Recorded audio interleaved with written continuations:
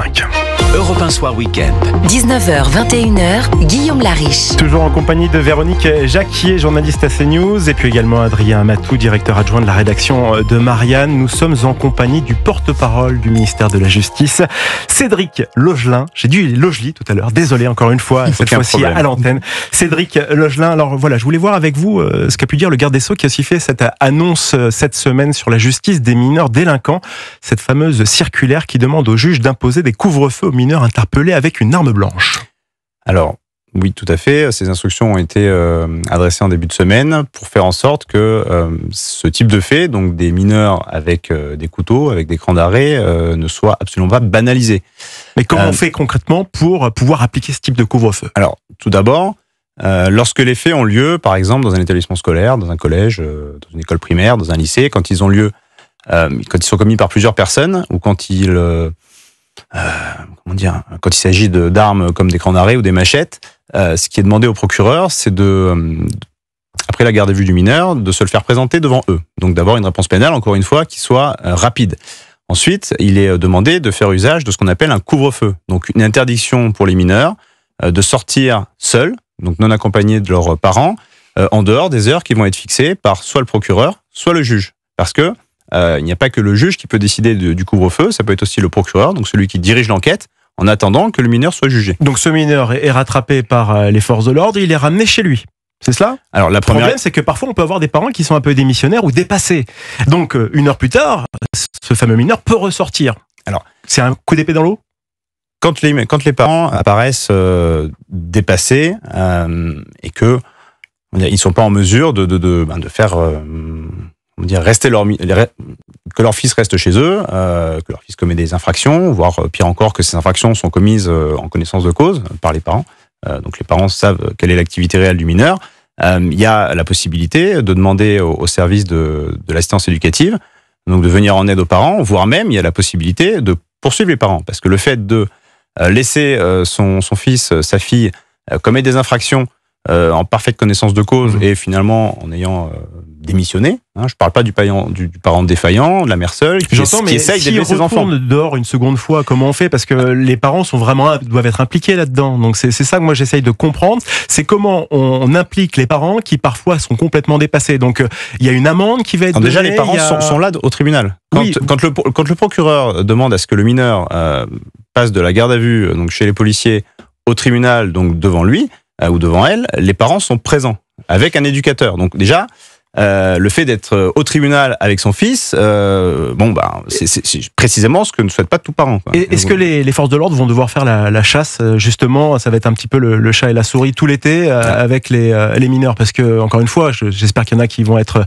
plutôt sérieux et rester à la maison, mais après pour celles et ceux qui vont ressortir, ça va se jouer comment ? C'est un travail en plus pour les forces de l'ordre ? Alors, c'est comment dire. Après, on va avoir une question de comme les autres interdictions qui peuvent être prononcées par la justice. Vous avez par exemple des interdictions pour les gens de se rendre dans les endroits où ont lieu les infractions, ou des interdictions d'entrer en contact avec les victimes. Quand des violations sont constatées, il y a une sanction qui arrive derrière. Là, pour ce qui est des mineurs, vous pouvez me la détailler rapidement, la sanction ? Par exemple, si un mineur est sous contrôle judiciaire et qui ne respecte pas ses obligations, il peut être placé dans un centre éducatif fermé, aller en détention. Donc l'objectif est précisément. Appliqué, ça. Alors, c'est appliqué en fonction des textes qui sont en vigueur en juillet 2025. Vous avez noté que une des dispositions, ce qu'on appelait la loi Attal, a fait l'objet d'une décision du Conseil constitutionnel qui est venue annuler, déclarer pas conforme à la Constitution certaines des choses qui étaient prévues dedans. Dans les mesures qui sont restées, il y a le couvre-feu. Et donc, le garde des Sceaux a immédiatement demandé au procureur d'utiliser cette mesure qui est maintenant entrée en vigueur pour faire en sorte que la délinquance des mineurs diminue, de pouvoir la prendre en charge et encore une fois de ne pas banaliser le fait que des mineurs se promènent avec des couteaux ou des crans d'arrêt. Alors un couvre-feu qui est prévu pour durer 6 mois au maximum et qui pourrait constituer une alternative donc aux poursuites pénales. Véronique Jacquier, on vous écoute.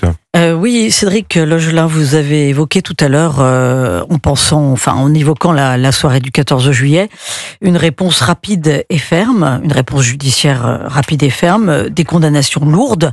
Or, on se rend compte, quand on regarde en arrière, la fête de la musique ou le PSG champion d'Europe, qu'il y a rarement eu une condamnation lourde pour chacun des interpellés. Il n'y a pas eu, si je traduis les choses simplement, il n'y a pas eu de prison ferme, ou trop rarement, vu les faits graves qui ont été perpétrés.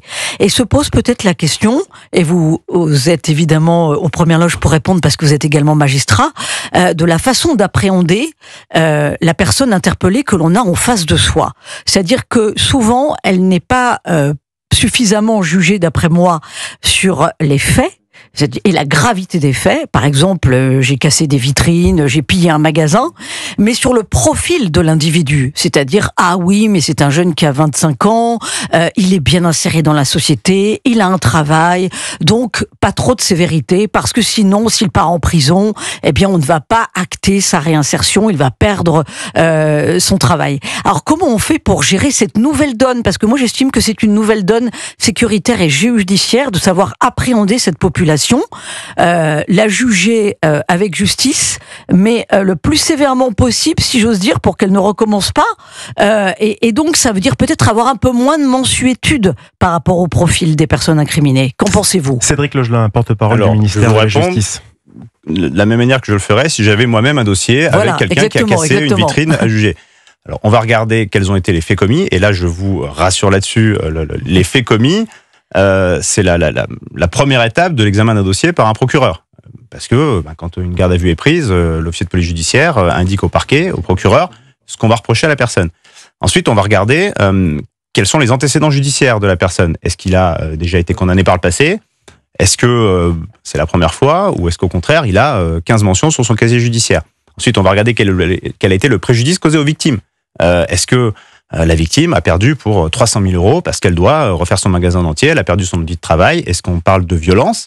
Et on va évidemment aussi regarder si on a toutes les preuves qui nous permettent d'emmener la personne devant le tribunal. Après, le procureur de la République, qui encore une fois n'est pas celui qui décide, va faire ce qu'on appelle des réquisitions. Donc il va demander au nom de la société à ce qu'une peine soit prononcée en considération des antécédents judiciaires, en considération des faits et du préjudice causé à la victime. Après, la décision revient aux juges du siège qui sont indépendants. Dans les exemples que vous citez, moi je ne sais pas quelles étaient les réquisitions du parquet. Peut-être que le parquet d'ailleurs, s'il estimait que les peines n'étaient pas en adéquation avec la manière dont lui se représentant les faits, il a très bien pu faire appel. Et donc un nouveau jugement va avoir lieu. Dans une des affaires, notamment je crois, le pillage d'un magasin, alors il y a une enquête qui est en cours. Un juge d'instruction est saisi. La procureure de la République de Paris l'avait indiqué, il me semble. Donc ça signifie que les gens, on est en train d'essayer de les localiser pour pouvoir les interpeller, parce que souvent, ce sont des travaux au long cours qui doivent être faits. Vous devez exploiter des caméras, parce qu'encore une fois, ceux qui étaient dans le magasin de chaussures de sport ne se sont pas présentés le lendemain au commissariat pour ramener ce qu'ils avaient volé. C'est assez rare, ça. Donc, il faut les chercher. Et c'est en ça que les magistrats travaillent avec les policiers et les gendarmes. Et une fois qu'on a pu les localiser, on les interpelle. Et là, on peut les traduire en justice, parce qu'on a rassemblé toutes les preuves qui permettent de les incriminer, donc de démontrer qu'ils ont bien commis les faits qu'on leur reproche. Merci Cédric Logelin, porte-parole du ministère de la Justice. Merci d'avoir répondu aux questions d'Europe 1 Soir Week-end. Très bonne soirée à vous.